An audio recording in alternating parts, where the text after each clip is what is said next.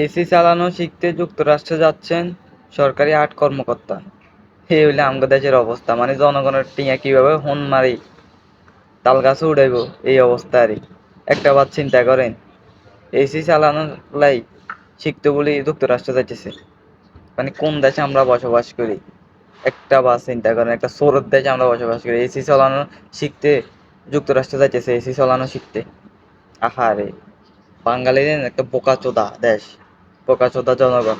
এবার বুঝেন জনগণের টিয়া কিভাবে, যদি জনগণ খাইতে আরে না, জনগণ খাইতে আরে না, ওইটা দেখার বিষয় না। এসি চালানো শিখতেছে যুক্তরাষ্ট্রে যাই সরকারি ৮ কর্মকর্তা।